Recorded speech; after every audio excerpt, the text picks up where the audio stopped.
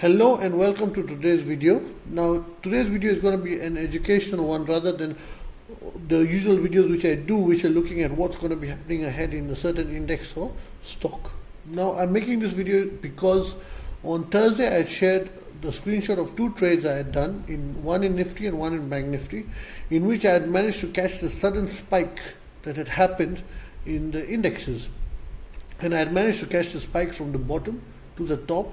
So there were a few questions that how do you manage to catch such spikes, as I've shown in the past numerous times before, me doing the same. So today I'll be taking a look at that trade specifically Bank Nifty, since it's the more volatile one, so it's harder to catch spikes in the Bank Nifty usually. So now let's pop on to the 5 minutes chart of Bank Nifty. And now on the chart I have kept, since I'm recording this on Thursday night but I'll be releasing it on Saturday, I've kept the same levels which I had shared on Wednesday when I had covered the Bank Nifty. Now when I had covered the Bank Nifty on YouTube, I had given a resistance of 51,420, I had given a resistance of 51,620 and a resistance of 51,800. Now on Thursday morning we basically ended up having a gap up and we opened at this point here. Now what was interesting to me at that point is that the price bar which had formed, number one, you could call it a doji, partially you could call it a high wave candle. You could give it two different names because it is slightly in between both. But now it had shown good rejection to the upside, it had shown good rejection to the downside. So now the big question was, how should you trade this? Now according to me, until we broke the upside of this or the downside of this, in terms of simple price action, you could not put a trade. This is as you would reach nowhere, and that's what was going on. However, I got my first sign that basically the bulls were definitely fully in charge, and this gap up was going to hold at basically this point. This is as we formed a high volume bullish bar. Okay, the volume buildup was not showing it at this point, but the candle, which is the high volume bullish bar, had formed. Now people will say that these are two big black candles also. Why I don't, the system which I have developed identifies which are the high volume candles and which are the normal ones are not basically denoted. So the high volume bullish bar had formed, and this forming post this was showing that the bulls were in control. Then the next sign which came up is, if you see, we entered a really tight range. The Bank Nifty literally got squished into a corner, and Bank Nifty is one index that its general candles are large in size in terms of points. So it getting squished like this was another question mark. So now since we were in the opening candle range, we had a high volume bullish bar, the price ended up basically collapsing into a small range, is when I turned my focus to another indicator which I use, which is the trend catcher. Now the trend catcher, anyone who's been watching my videos for long knows the zero line is very important in it. Now if we look at it from the point we gapped up, the trend catcher was staying above zero. It was not managing to basically go down below zero, as here it had a small dip but only with one line. Both lines were persistently staying above zero and they were flat equal to this, which was showing that basically very strong consolidation that started and it was starting to have a change in momentum. Now I went long roughly in this small candle here. Now why did I go long? Because the range even went smaller. If you look, there was basically a range of, let's say, 30-point candle. The range fell down to about 10-point candles, which is very unusual for Bank Nifty. Since we had this bullish marker here, we were sustaining above the zero mark in the trend catcher indicator, I decided to go long there.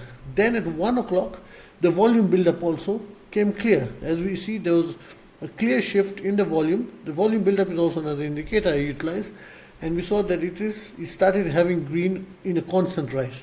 And basically when we broke out above here, we see that nearly 90% of the volume had turned bullish, and the trend catcher indicator had also broken this high which it had formed at the beginning of the day.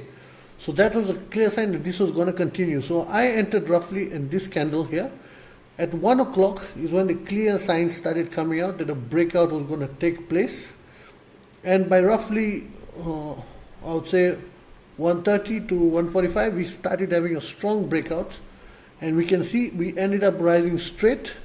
We first hit this resistance level, and here we had paused a bit. Then we rose to the second resistance level, which I had shared on Wednesday for the Bank Nifty, 51,620, paused for a bit, then had a last push to the resistance level I had also shared on Wednesday of 51,800. So that is why I ended up going long in the index, and that's how I caught the spike. Now, this is as number one, opening candle range was being held. Number two, high volume bullish bar was formed in the opening candle range. Number three, price had basically completely dried up into a tight zone.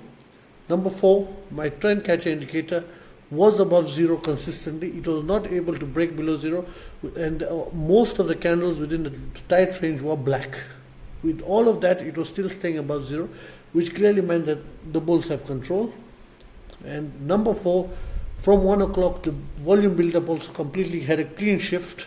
It was bullish. So now that is the reason I ended up taking a long, and I basically took a long to the resistance levels I'd even shared on the YouTube channel on Wednesday when I covered the Bank Nifty expiry. So that is how basically spikes can be caught. And most of the spikes which have been happening in Nifty and Bank Nifty have followed the exact same pattern, whether it's a spike downwards or spike upwards. And this same pattern has been playing out, I would say, once every week. And anyone who is using these indicators and using this logic will be able to catch these spikes with just a bit of more concentration than that. So I have attached a link to that Twitter post in which I shared the trade screenshot of both Nifty and Bank Nifty. And then another question I had received, that if I was knowing that the spike is going to come, why did I mostly trade in the options which are next week and not this week? Now if you see the screenshot, you will see there are two trades which have kept uncovered, apart from the volume of the number of shares bought. And the other ones you're seeing basically that there's multiple trades of Nifty and Bank Nifty. All are in next week's expiry, apart from one Nifty one, which is of this week's expiry, which was basically at 20 to 25k call. Now the reason I use next week's expiry rather than this week's is, if we look at the tight range we were in, it basically was Nifty expiry and Bank Nifty expiry. Since I'm trading both indexes, Nifty expiry only, not Bank Nifty's. Since I'm trading both indexes, if I have bought Nifty's options only in the expiry, which was happening on that day, on Thursday, I would have made money, but I would have not made that much profit, and I would have risked much more. This is the decay with this range would have wiped out nearly 80% of the options value and then had an upswing. So by me going to the next week's expiry, I did not lose anything more. I might have lost 1-2% of the value initially when I entered at 12.45 to the decay, but that got recovered within a second, as basically the options, if you see, Nifty's and Bank Nifty's doubled. So that is how we caught the long, and that is why we use next week's options rather than this week's. As any expiry you're trading, unless you're expecting sudden move, you're literally entering now and you expect in the next 2 minutes the move is going to come, enter next week's options. As you enter this week's as an option buyer, you're going to get butchered and you're going to get lost in the whole process. So that's it for this video on the Bank Nifty and Nifty, how I caught the trade.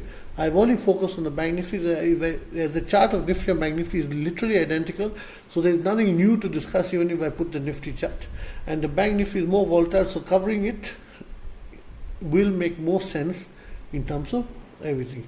If you like the video, hit the like button and also subscribe to the channel and also hit the notification bell. Thank you.